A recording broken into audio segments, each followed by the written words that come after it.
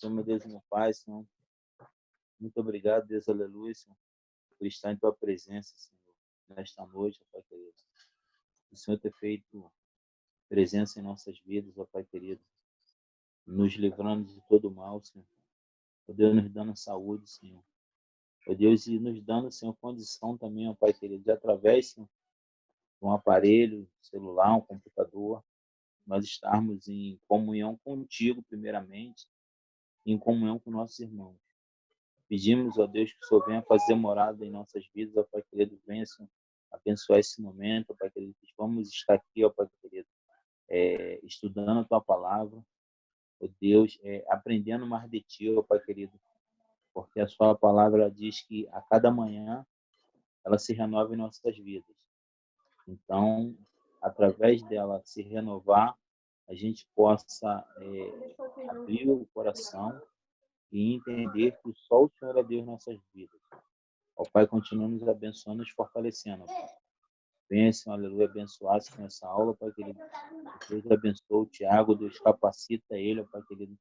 Ó Deus, que ele venha falar coisas de Ti, ó Pai querido, para que nós possamos entender e aprender da Tua palavra. É o que eu te peço em nome de Jesus, amém. Amém. Pessoal, o que eu ia dizer? Eu ia falar para a gente bater rápido, sem se estender muito, sobre o texto da lição de hoje, que está em Salmo 56. Beleza? Eu vou abrir aqui, eu vou abrir e compartilhar a tela aqui da revista, tá bom? Eu devo sumir aí, não sei.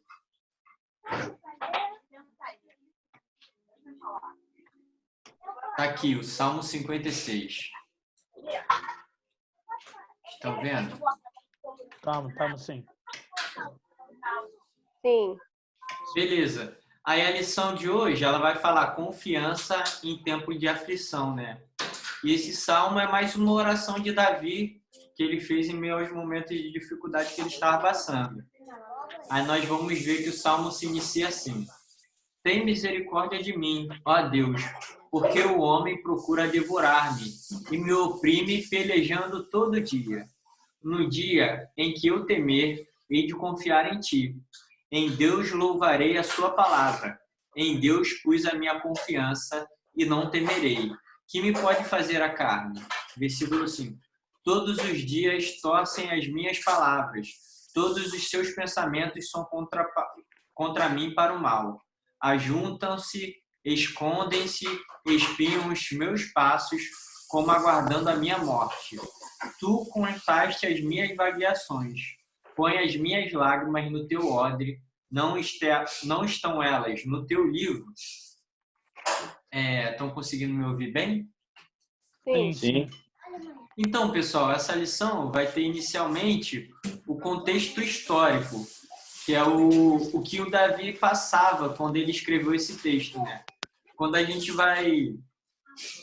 nós vamos ver, né, a história de Davi, a partir do momento que ele mata o gigante Golias, parece que as coisas na vida dele começam a ter uma reviravolta, né?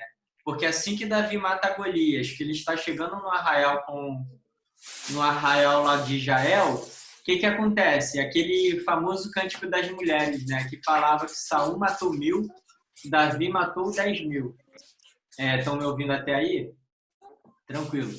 Então, a partir daquele momento, o que aconteceu na vida de Saul? Se instaurou uma inveja, se instaurou um sentimento de revolta contra a vida de Davi.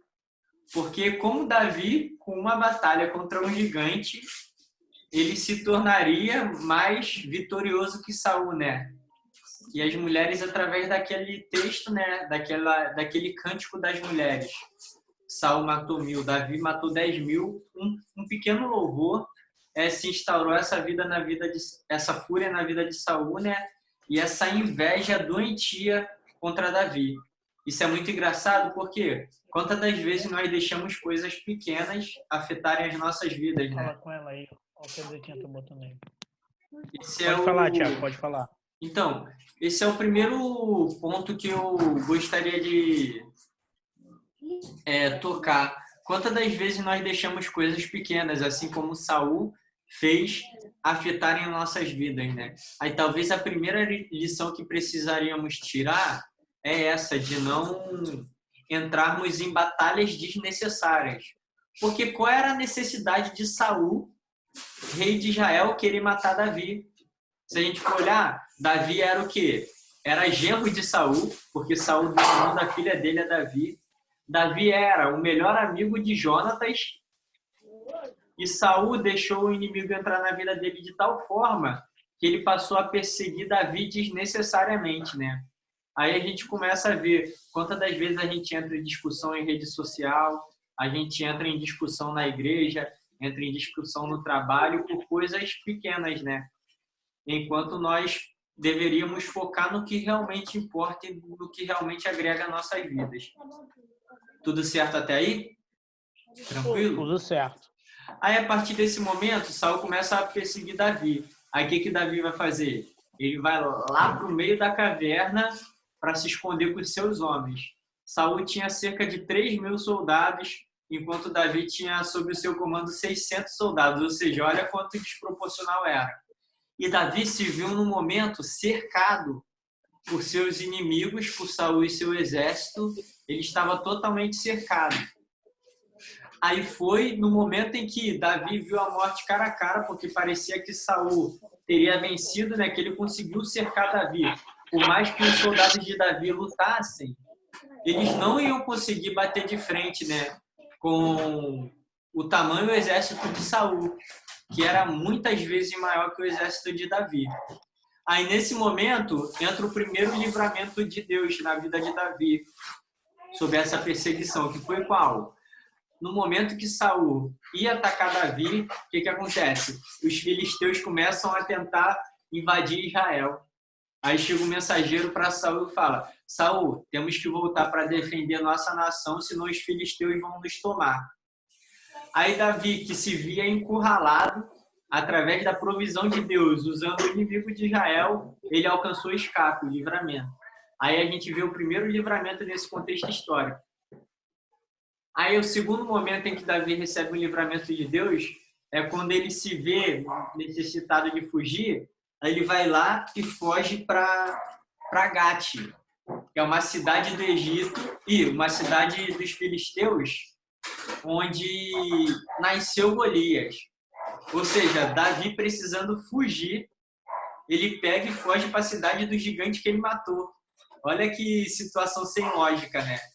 Davi precisando se refugiar, fugir de Saul, ele vai logo para o terreno onde ele matou o gigante. E o incrível, que mesmo Davi estando em terreno filisteu, mesmo os soldados filisteus tendo entregado ele na mão do rei, ele conseguiu mais um livramento. E como foi esse livramento de Davi? Ele começou a babar, ele começou a abraçar as colunas, começou a falar com as paredes. Aí o rei foi e falou: nossa, tira esse cara daqui, aqui já tem muito doido, eu não preciso de mais um louco, não. Aí, nesse momento de desespero, Davi conseguiu mais um livramento. Aí, pessoal, eu contei todo esse contexto histórico, vou compartilhar a tela aqui novamente. Para a gente começar a entender por que Davi se via tão angustiado, né, quando ele escreveu esse Salmo 56.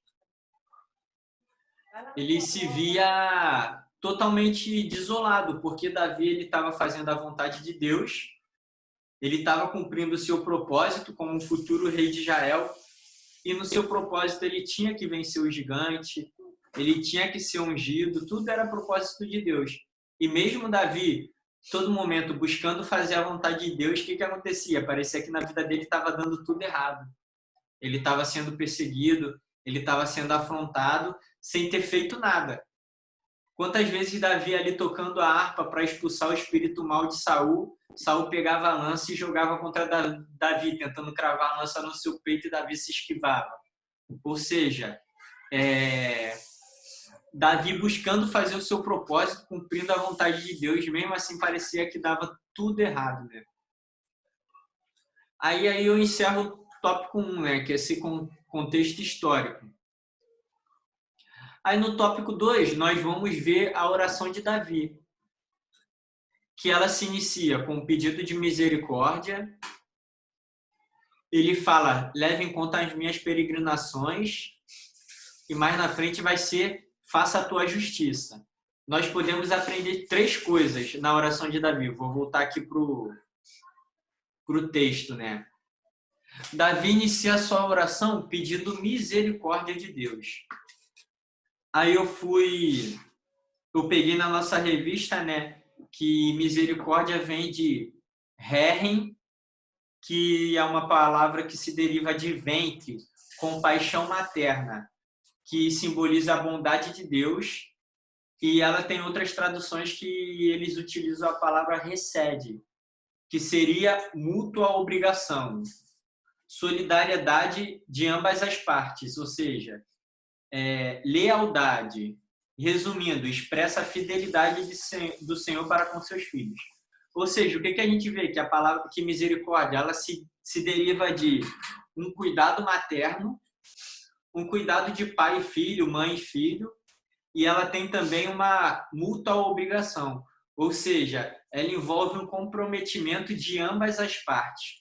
Ou seja, quando Davi ele pedia misericórdia a Deus, ele pedia um cuidado extremo e pedia que Deus mantesse a sua fidelidade em sua vida, né?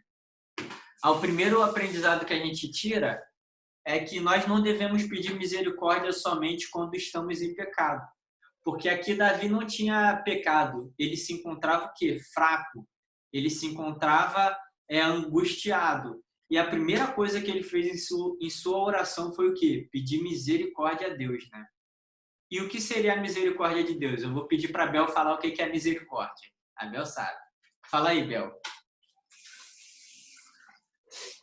Misericórdia é a graça que nós não merecemos. Misericórdia e graça são coisas próximas, mas são diferentes. Fala aí o que é misericórdia. Misericórdia é o favor imerecido, né? Não, tá confundido. O nosso líder Edmar vai falar. Fala, Edmar. Tira o volume aí, líder. Não, a graça é um favor imerecido, né? Que é uma coisa que você não merece. E essa daí é a graça de Deus. Agora, a misericórdia é aquilo que Deus tem, tipo uma compaixão. Você entra no profundo de Deus e ele se sente como se fosse você. Se fosse como que eu posso explicar melhor? É um ato de compaixão pela vida. Porque quando Davi ele fala aqui, ó, tem misericórdia de mim, ó Deus, porque o homem procura devorar-me. Ou seja, Davi ele está num momento de aflição, porque ele está com medo que Saul está com medo de Saul, porque ele sabe que Saul a qualquer momento se pegá-lo com certeza vai liquidar ele. Então ele está apavorado e ele sabe o que acontece. A misericórdia de Deus ela intervém através de quê? De Deus entrar nessa situação para não deixar ele cair na mão de Saul. A misericórdia que ele está pedindo a Deus é essa. É o que eu entendo aqui. Então, gente, é isso mesmo. Misericórdia e graça são bem próximos, né? Quando a gente vê a graça de Jesus na cruz para nos salvar, a gente ganhou salvação. A gente merecia a salvação? Não, porque somos pecadores. Ou seja, a graça seria o quê? Nós ganharmos aquilo que não merecemos. É tipo, eu aprontei, subi no armário, derrubei o armário aqui de casa, eu criança. Meu pai vai lá, briga comigo, chama minha atenção, me bota de castigo, mas de noite ele vai lá e deixa eu assistir o desenho que eu gosto. E já o que seria a misericórdia? Seria o momento em que Deus ele não nos dá o que merecemos. Né? Por exemplo, se eu cometi uma infração de trânsito, o que eu mereço? É uma multa. Multa. Se eu cometi um crime, eu tenho que ser preso, eu tenho que pagar pelaquilo que eu cometi. Aí a misericórdia, a compaixão, o que seria? Seria Deus nos perdoar, não nos imputar aquilo que nós merecemos. Aí a diferença seria essa. Misericórdia, nós não recebemos o que merecemos, não recebemos o nosso salário, o nosso castigo, e a graça é nós recebermos o que não merecemos. Entendeu? Recebemos a graça de Deus, é recebermos bênção que não merecíamos, entendeu?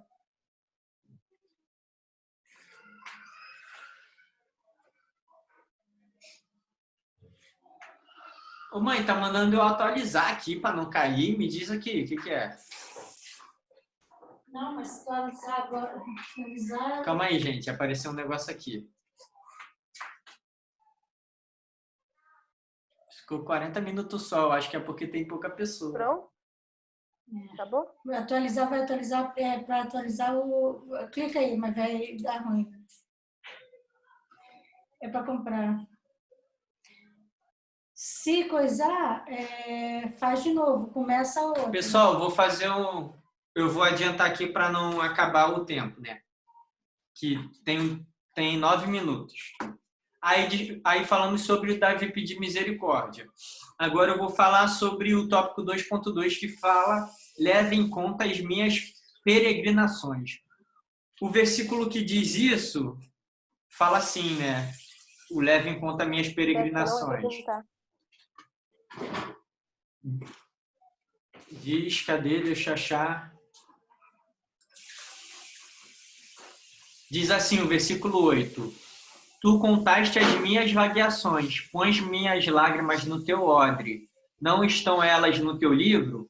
O que Davi diz quando ele fala sobre isso? Sobre levar em conta as minhas peregrinações.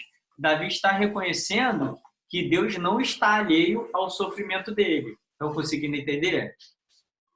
Quando Davi fala isso, leva em conta as minhas vagueações e fala sobre Deus guardar as suas lágrimas, ele está reconhecendo que Deus está acompanhando tudo o que acontece com Davi e que ele não está alheio a isso.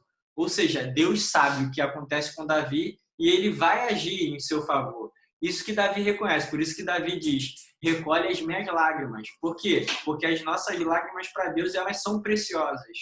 Deus não está alheio. Deus não está de braços cruzados para o nosso sofrimento. É isso que Davi reconhece. Conseguiram entender até aí? Tópico 2.2.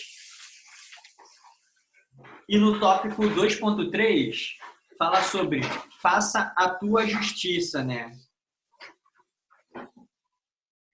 Faça a tua justiça.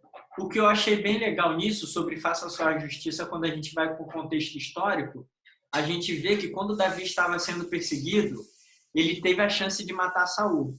Se a gente for ler em 1 Samuel 24, quem quiser depois ler, nós vamos ver que os soldados de Davi, eles encontraram Saul dentro de uma caverna, adormecido. E eles entregaram para Davi Saul e falaram assim, ó: Davi, Deus entregou hoje o teu inimigo em tuas mãos. Davi poderia ali matar Saul e acabar com todo a sua perseguição, porque se Davi mata Saul, ele era o rei ungido, ele ia assumir o reinado e ia acabar todo o seu sofrimento.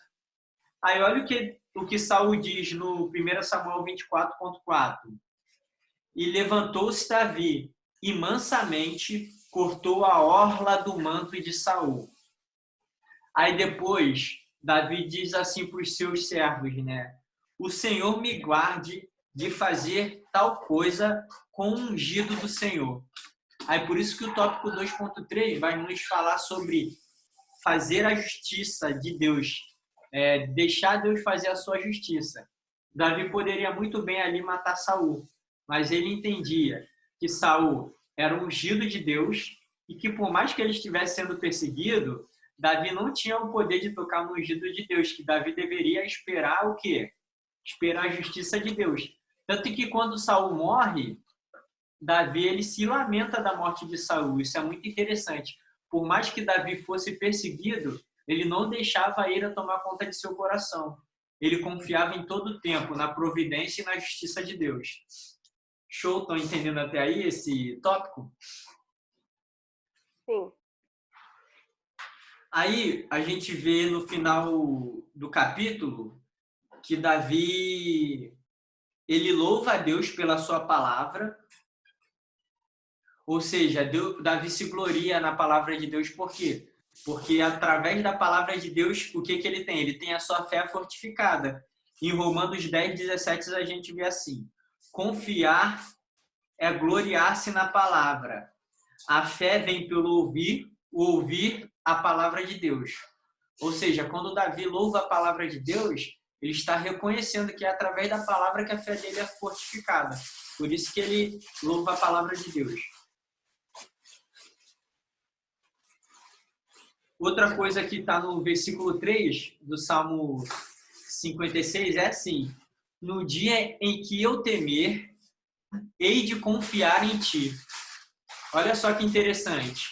Davi, ele coloca, quando ele temer, quando ele não tiver mais força, quando ele não acreditar mais na força dele, o que ele vai fazer? Ele vai confiar em Deus.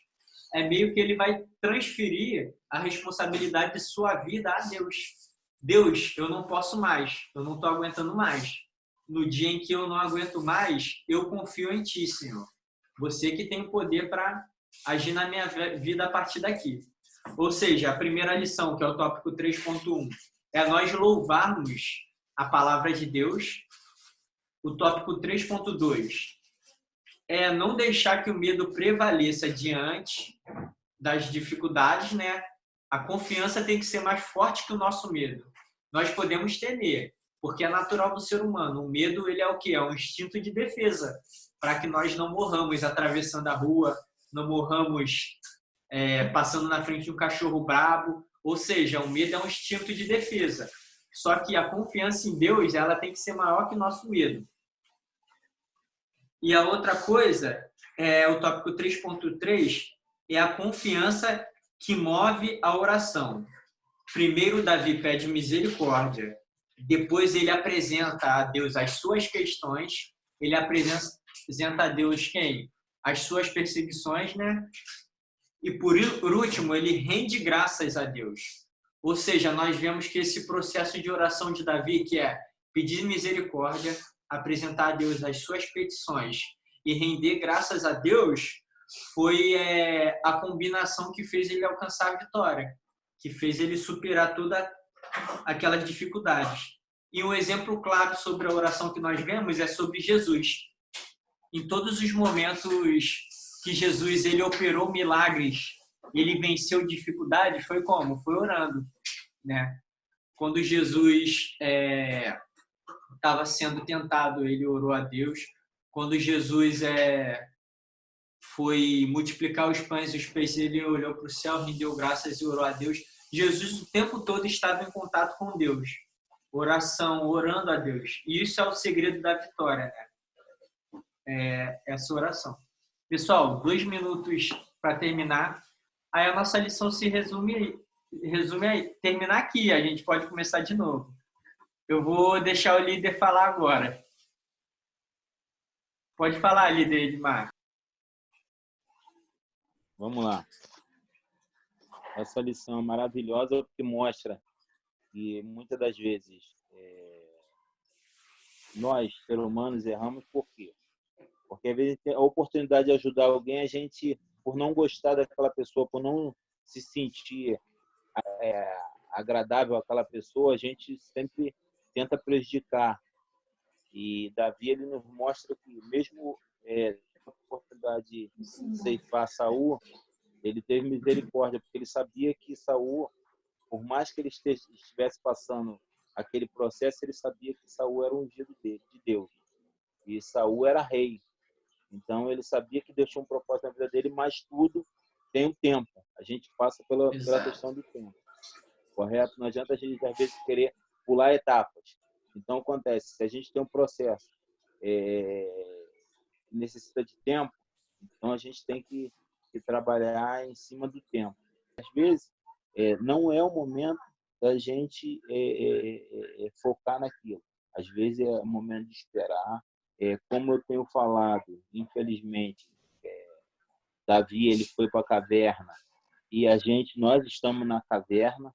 Esse período de nós estarmos reclusos é um período de caverna. Você tem que parar analisar, e é um processo de você buscar mais a Deus, porque você está na tua intimidade direta com Deus. Porque quando você está na igreja, você está buscando, você está ali com todo mundo, você está com um grupão, 200 pessoas, 300 pessoas, rapidinho tu sente a presença de Deus, você se emociona, você chora, você sorri, e quando você está em casa, você fala assim, meu Deus, é eu e o Senhor aqui agora. É eu e ti, ó Pai. Vamos conversar nós dois. Vamos resolver aqui, vamos sentar, vamos analisar. Então, realmente, esse é um momento da gente se apegar, se chegar mais a Deus. Tiago, a revista, essa lição, ela é maravilhosa, porque quando fala da vida de Davi, ele foi um homem segundo o coração de Deus. Por quê? Porque Davi, com tudo que ele errava, ele era sincero com Deus. A maior sinceridade dele estava com Deus. Por isso que quando ele pedia misericórdia, pedia qualquer coisa a Deus, Deus sabia que ele estava pedindo com sinceridade. É o que muitas das vezes falta na gente. A gente tem que, até chegar a Deus, a gente tem que chegar com o coração aberto. A gente tem que se chegar, Pai, primeiramente, Pai, perdoa os meus pecados. Eu estou todo errado. Eu preciso da sua graça, eu preciso da tua paz. Eu preciso de ti, ó Deus. E depois você vai contar seus problemas para ele.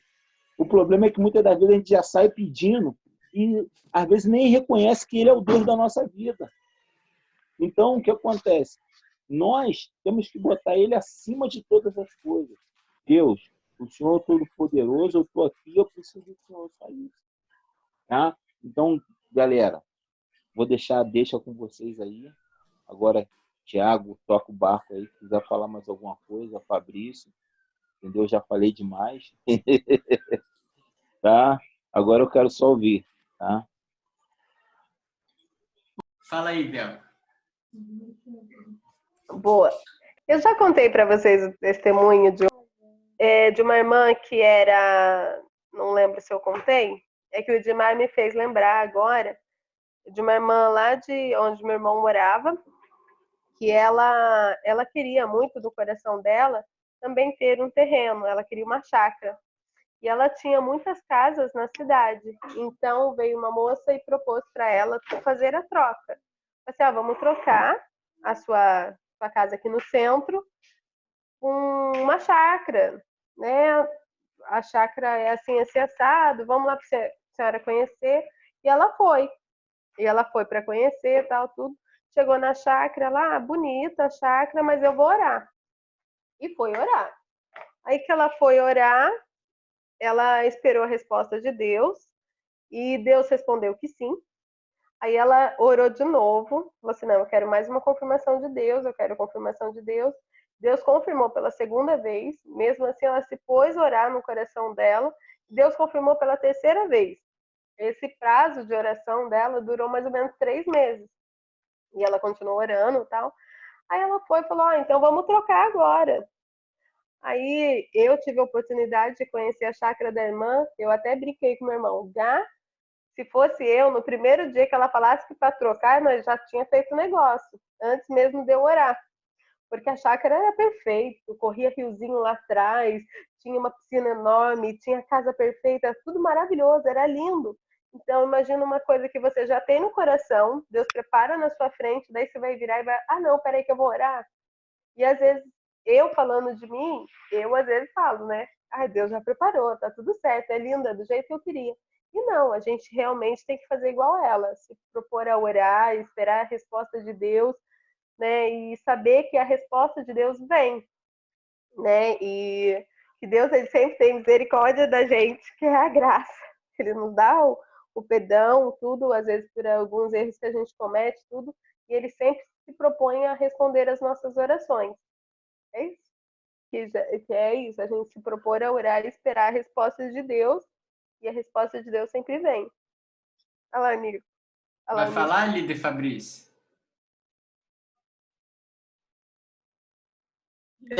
O que acontece? Essa lição, como o Edmar já falou aí, é uma lição que é o que a gente está vivendo, né?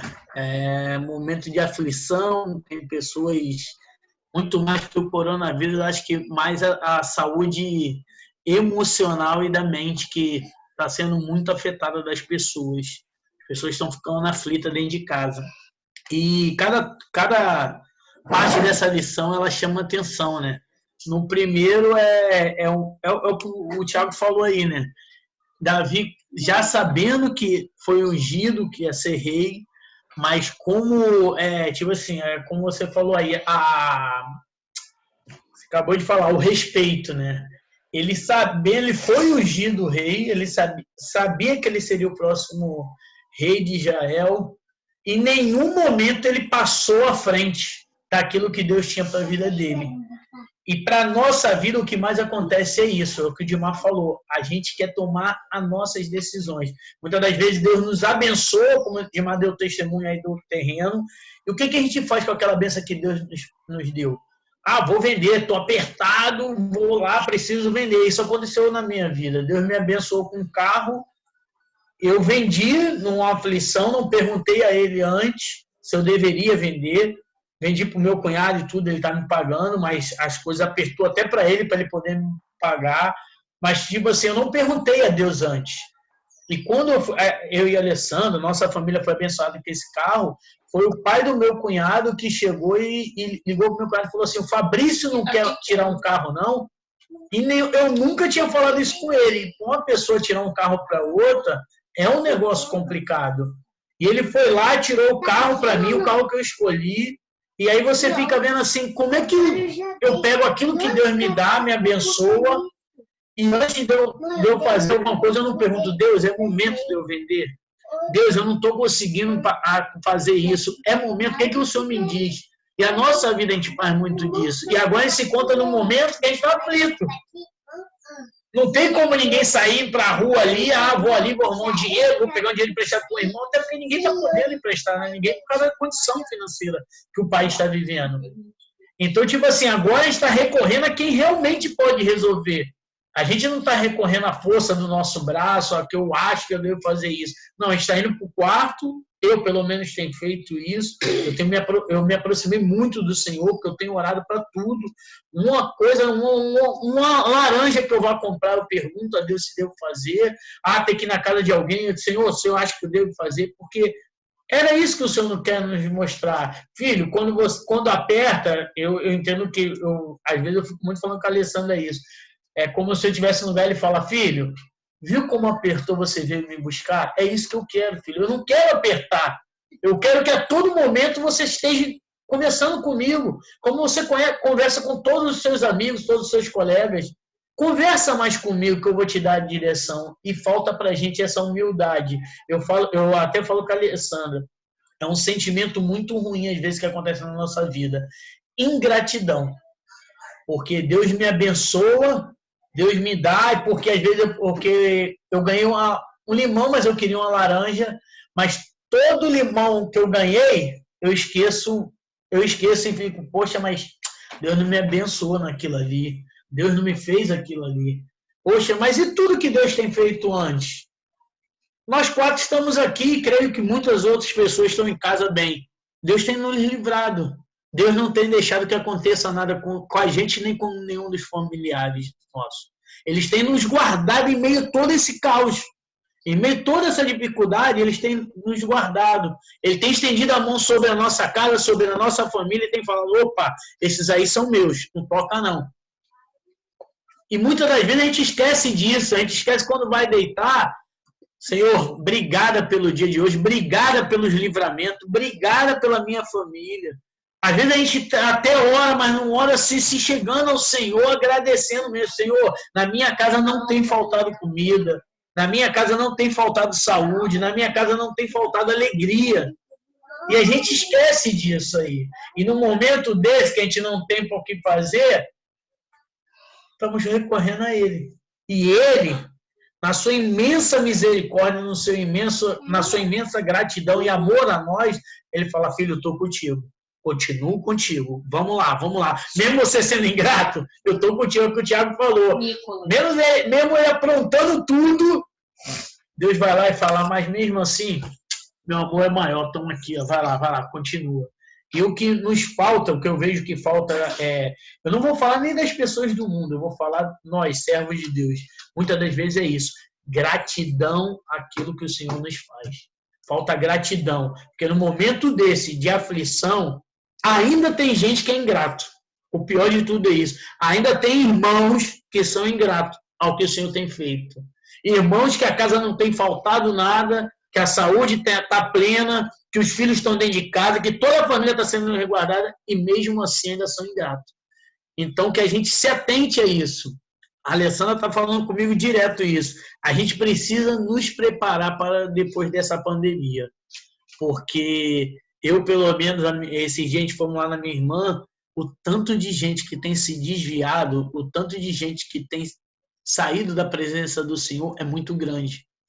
Porque, na verdade, não estavam, né? Viviam uma religiosidade. E no momento desse de se achegar a Deus, foram para o mundo. E aí a gente precisa se buscar mais, buscar mesmo na palavra do Senhor, porque não tem outra coisa para a gente fazer. É buscar a palavra de Deus para quando isso acabar, a gente ir atrás dessas pessoas no mundo. E a gente precisa ter palavra para dar. Então, o que me chama muita atenção, essa lição foi perfeita para tudo que... Deus é perfeito, né, em tudo que Ele faz. E ele fala, no último tópico mesmo, eu estou vendo aqui, ele fala sobre confiança em tempo de crise. Mesmo que tudo diz que não, a voz dele nos encoraja a prosseguir. A voz dele diz, filho, vai que eu sou contigo, vai que eu sou contigo, vai que eu sou contigo. A gente lê tanto a Bíblia, mas nessas horas a gente esquece de tudo aquilo que ele colocou na palavra dele. Muitas das vezes a gente fala que ele prometeu que não nos deixaria, que a gente não tivesse medo. Nessas horas a gente deixa o medo falar mais alto. Como o Thiago falou, somos seres humanos, vamos ter medo sim, mas não podemos perder a confiança no Senhor. Medo é uma coisa, confiança é outra. Então que mesmo nessa toda essa dificuldade, toda essa angústia, não nos falte a confiança no Senhor, sabendo que Ele está com a mão dele estendida sobre nós, nos guardando, nos livrando de todo o mal a nós e a toda a nossa família. Amém? Pode prosseguir aí por mim. Isso aí foi perfeito. Tremendo, Amém? Fabrício. Muito bom. Amém. Pessoal, esses dias eu estudei um pouco sobre... Eu estava estudando sobre fé e eu achei coisas em comum lendo Hebreus 11, que fala sobre os heróis da fé. Eu gostaria de compartilhar com vocês o que eu achei em comum. A tua aluna Alessandra, Thiago, foi abrir a Bíblia agora. Hebreus 11, abriu certinho o que você ia falar. Heróis da fé. Então, pessoal, sabe o que eu achei interessante sobre a fé? A fé, o que vai falar? Que a fé é o quê? É o firme fundamento das coisas que se esperam, a certeza das coisas que não se veem e tudo mais. Ou seja, a gente entende que fé é o quê? É nós acreditarmos no que ainda não aconteceu, certo? É nós termos confiança em algo que ainda não aconteceu. Só que em Hebreus 11, o que a gente vê? A gente vê que não existe fé sem ação. A gente vai ver isso, que não existe fé sem ação. Porque quando a gente vai lá olhar, aí vamos puxando lá. A gente vê que não existe fé sem ação. Por que não existe fé sem ação? Quando a gente vai lá ver, que eu estava até falando com a minha mãe, sobre os pais de Moisés em Hebreus 11, o que fala? Fala que pela fé os pais de Moisés o colocaram no rio. E aí ele chegou à família de Faraó e pôde ser salvo e depois libertar o povo. Ou seja, eles não tiveram fé só que Deus ia livrar Moisés. Eles pegaram e agiram. Quando fala da fé de Abraão, fala, pela fé, Abraão saiu de sua terra, de sua parentela, e foi para a terra que Deus havia prometido. Ou seja, Deus prometeu uma terra a Abraão. Mas ia acontecer, a fé de Abraão ia ser útil se ele continuasse parado dentro de casa, onde ele estava? Não, a promessa de Deus só pôde acontecer na vida de Abraão o quê? A partir do momento que ele saiu. Aí quando a gente vai ver Noé, vai dizer o quê? Que pela fé, Noé construiu a arca e ali pôde entrar com sua família. Deus fala para Noé, Noé, vai ter um dilúvio e eu quero salvar você e sua família. Constrói uma arca. Se Noé fica esperando o dilúvio sem construir a arca, o que ia adiantar? Quando a gente vai ver Pedro, não está no Heróis da Fé, mas quando a gente vai ver Pedro andando sobre as águas, a gente vê que Pedro e os outros discípulos estavam com medo. Só que qual foi a diferença de Pedro para os outros discípulos? Foi que Pedro teve a atitude de começar a caminhar sobre as águas quando Jesus o chamou, né? Isso é muito interessante, que aí a gente começa a ver que não adianta uma fé somente sentimental. Eu tenho fé só no meu sentimento e eu não ajo por aquilo. Entendeu? A fé, ela envolve uma ação, não é só certeza, tem que ter uma ação. Como eu quero passar no concurso, se eu não vou me empenhar para aquilo, por mais que seja impossível, a minha aprovação está ligada ao quê? Ao meu esforço. E isso eu estava falando esses dias com a minha mãe, que várias vezes eu vejo minha mãe falando assim: ai meu Deus, saíram 2 clientes, como é que vai ser? Como é que vai ficar as coisas aqui em casa? Vai ficar difícil e tudo mais. Só que passa um mês, passa outro mês, e minha mãe tá preocupada, mas ela tá fazendo a parte dela, tá trabalhando. E conforme passam os meses, o que a gente vai vendo? Que Deus está provendo. As coisas parecem que vão acontecendo e às vezes a gente não percebe. Isso é incrível, porque minha mãe, ela tá preocupada. Um exemplo, né? Ela tá preocupada com o que vai acontecer. Só que essa preocupação não congela ela. Eu não posso ter uma fé que vai me congelar. Não, eu não posso ter uma preocupação que me congela. A minha preocupação não pode me impedir de continuar agindo, entendeu? Isso que é muito interessante sobre a fé e sobre essa confiança que a lição vai fazer. Vai falar, não adianta a gente dizer que confia se a gente não age como pessoas que confiam. Conseguiram entender mais ou menos? Conseguiram entender mais ou menos? Isso é muito... Entendi, Thiago. Isso é muito interessante, né? Tem uma casa ali no condomínio da minha irmã, parece até loucura. E aí, às vezes, quando eu passo com as crianças, e uma vez orando, Deus falou assim: vocês precisam tomar posse daquilo que eu tenho para vocês. A própria palavra de Deus fala sobre isso, que a gente venha tomar posse daquilo. Claro, não é nada surreal. Mas, tipo assim, às vezes a gente limita, é o que você está falando, a gente limita. Todas essas pessoas que você falou aí, Tiago, que você citou, eles dão um passo. Eles dão um passo em direção àquilo que Deus prometeu. Eles têm a fé, mas dão um passo. Então, muitas das vezes a pessoa fala assim, a situação que a gente está vivendo, eu quero ser curado. Tá, mas você quer ser curado e qual a atitude que você tem para ser curado? Você tem que procurar fazer com que a cura venha. Não é ficar prostrado esperando, vou ficar aqui esperando. Não tem como.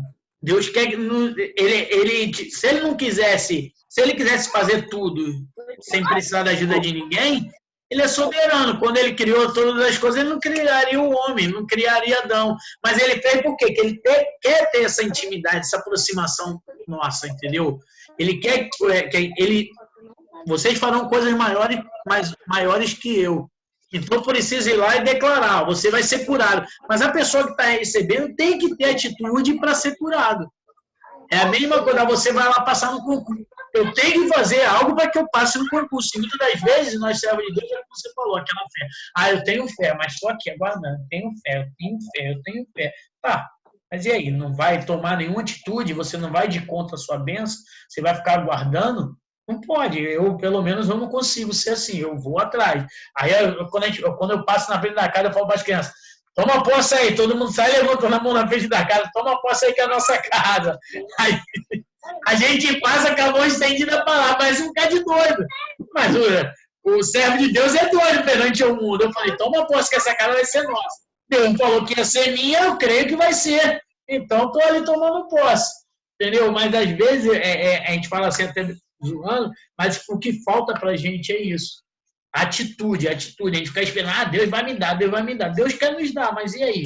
A gente vai lá pelo menos para receber ou vai ficar esperando cair do céu? Não pode, entendeu? Até desculpa aí, Thiago, te cortar, pode falar.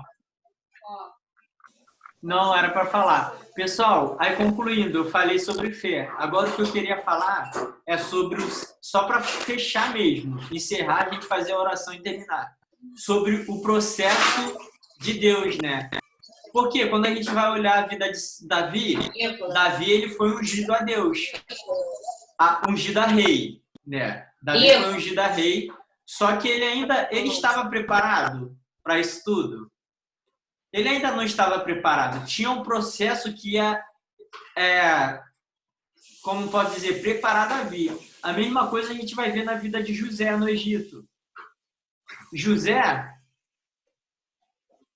calma aí, apareceu uma mensagem aqui. José, quando foi vendido por seus irmãos, quando parecia que tudo ia dar certo, que ele era servo lá de Potifar, o que aconteceu? Ele foi acusado de assédio, ele foi preso, ficou anos na prisão, para só depois disso tudo que ele passou, ele conseguir ser governador do Egito. A gente vê o processo. Será que o José, de 17 anos, 16 anos, ele teria a capacidade de governar o Egito? Ele saberia lidar com aquela situação de seca que haveria durante 7 anos ali? Ele não saberia, ou seja, o processo é o que nos prepara para a nossa promessa. Assim foi na vida de Davi, assim foi no povo de Israel, quando eles peregrinavam durante 40 anos no deserto. Deus estava preparando, Deus estava tirando toda aquela cultura do Egito do povo de Israel para que eles pudessem assumir a terra prometida.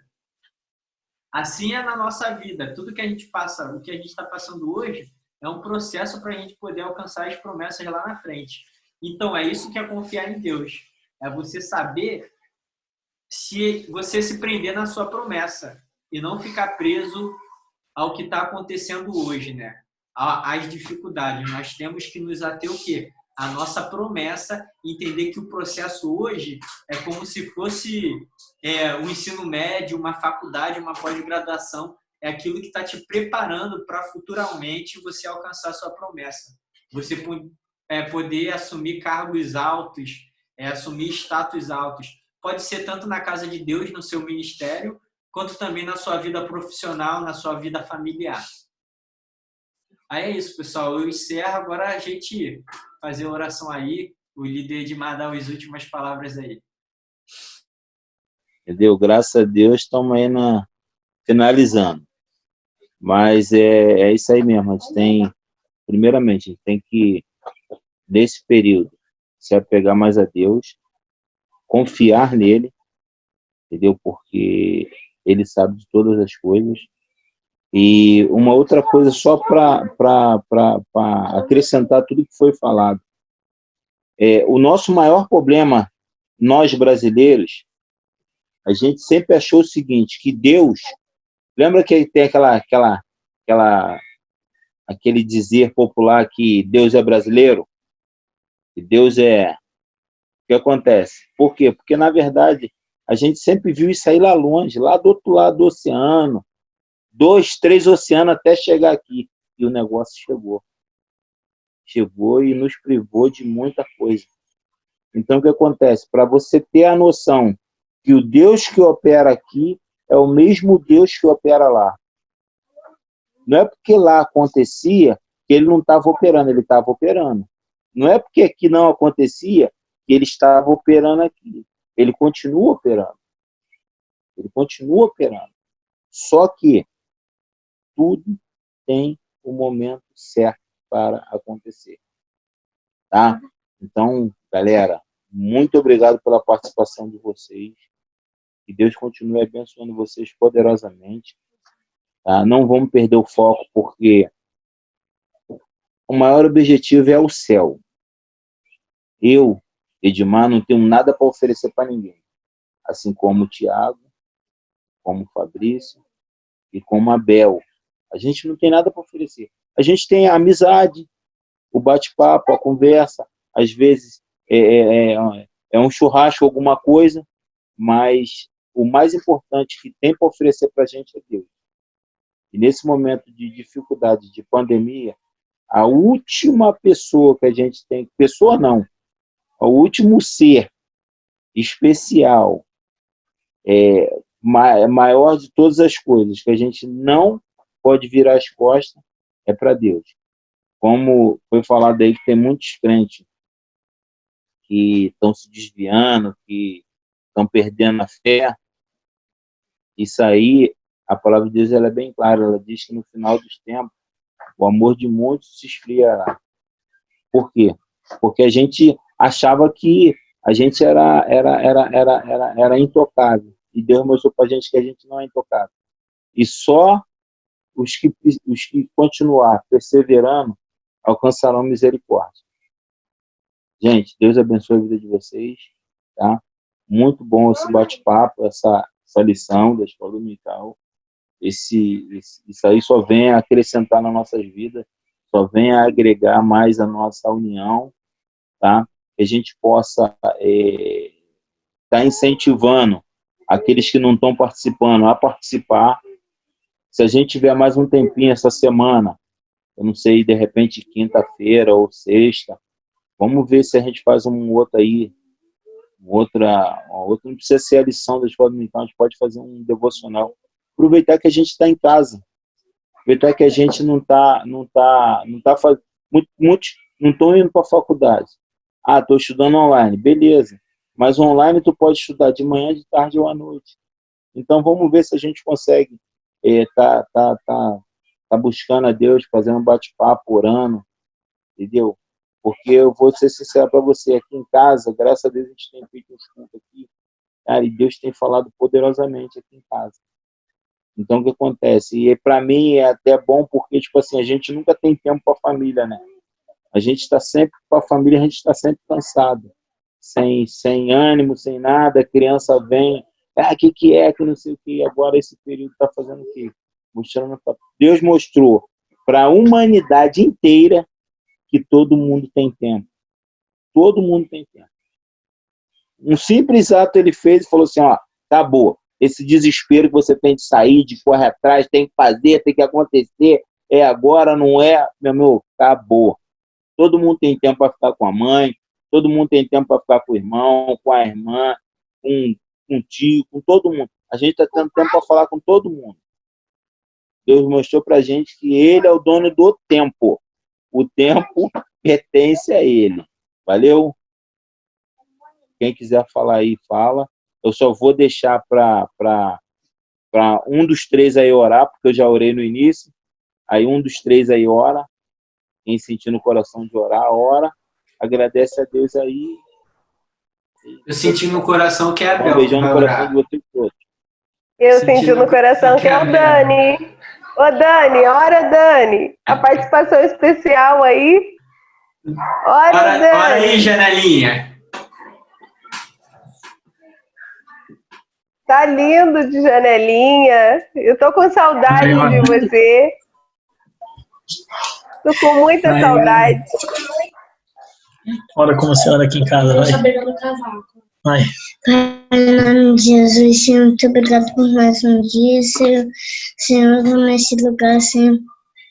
Muito obrigado por mais uma noite, Senhor, no livro de todo mal, de toda bala perdida, de toda ansiedade, Senhor, toma a nossa vida, Senhor, toma a nossa família, Senhor, toma a nossa casa em suas mãos, toma a nossa rua, tudo nosso, Senhor, que é seu também. Em nome de Jesus, amém. Amém. Rapaz! Ai, que lindo!